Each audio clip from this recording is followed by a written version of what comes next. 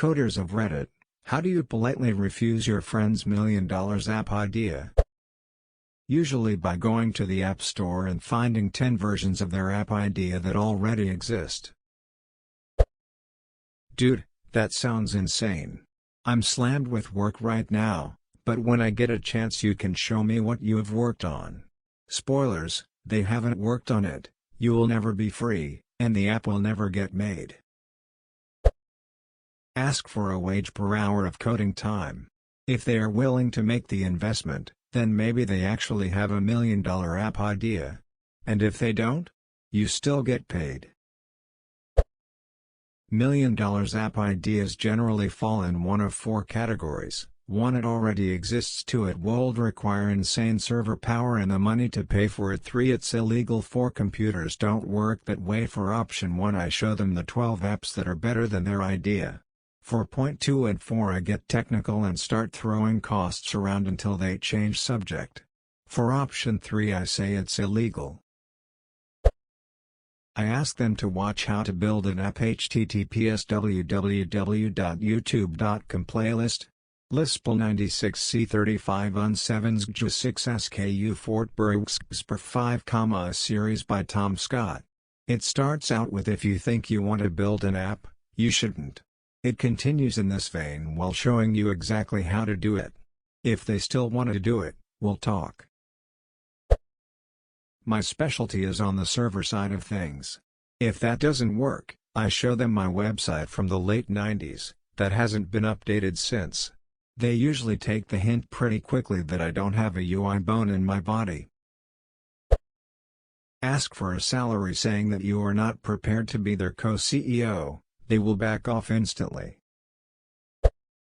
I never want to discourage genuine enthusiasm for an idea, so instead of saying too hard, too expensive, already been done, etc., I treat this as an opportunity to teach my friend, co-worker, board member or relative, all true examples, to take a stack of index cards and draw a picture of the app starting with the opening screen. Then use a red pen to draw the UI action that would lead to the next index card where they draw that screen. I tell them to draw as many screens as needed to illustrate how it works. If they can get past this step, they have a much better idea of the flow and complexity of the app from the viewpoint of the user. This process teaches them an enormous amount about software dev. I tell them that they would have to have this card design rock solid before talking to an app dev, and if they did it, and brought it to a developer, the developer would cry at having such an organized client. Tell them you charge $52 an hour and they have to buy the tubs of red vines. Once a guy gave me his brilliant idea for boat sharing. Like Zipcar but for boats. All I said was, you know you can already rent a boat, right? Anyway, that was back around 2012 and now apparently there are boat sharing apps, so I guess I missed the boat on that opportunity. I tell them that I know consultants that are available and will help build it, but it will take money. Barring that, I explain that ideas are a dime a dozen, it's execution that matters, and as the one doing the executing, a 51% stake in the company will be required. This gets them off my back every time.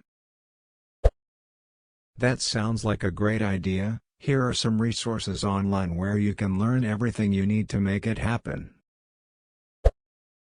I have $1 million app idea at least once a day.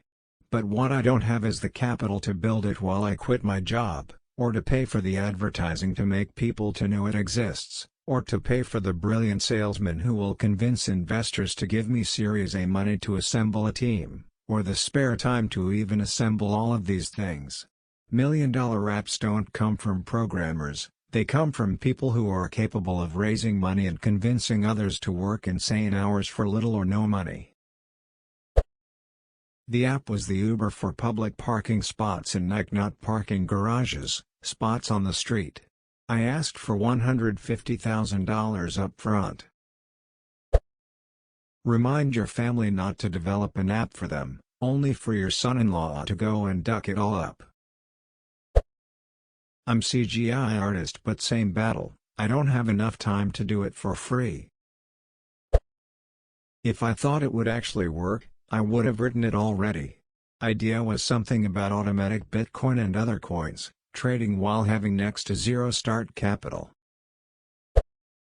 So let me get this straight. You've got a Wile E. Coyote idea and you want me to engineer it while you sit home and drink, and then take at least 50% of any profit? Got the t-shirt. I refuse to work with friends and family, so I just tell them that I do not want to transform the relationship into a professional one. Honestly, I'm not even polite about it. I'll be as firm and fantasy smashing as I am at work when it comes to real implementations of things. If they're still trapped in La La Land, I bid them good luck. Luckily all my friends are coders as well, and are well aware that I'm complete inept. Ask them to draw their idea in the form of an app on paper, screen by screen, as to what they actually want to see in their app. If they actually are dedicated to the idea, they'll do it, but most people won't. So you ask, if they did do it? Hadn't happened yet, it's that effective. I ask them if they'd like a quote, and it usually stops there. If they actually get to the point of scoping something basic, the quote scares them away. Ask them to write a business plan and monetization plan. It usually dies on the vine. Pitch your own idea. Now you are both getting investors. You're in it together. Thank you for all the answers. I will politely give them a quote for my service before starting to work. In this way I either get paid or I don't do the work. With this method I can save the friendship, and if they argue, they're the assholes who want to make me work for free. Try and talk about technical details with them. 99.99% of the time their eyes will gloss over and they won't bring it up again. The way I managed it last time was, sure, I'll do it, I currently make salary, but I'd not take less than salary 1.5 to jump to somewhere uncertain. I reckon there'll be a minimum of 2 years' work before we can launch, so you need to get talking to investors and raise salary 3 to get me on board.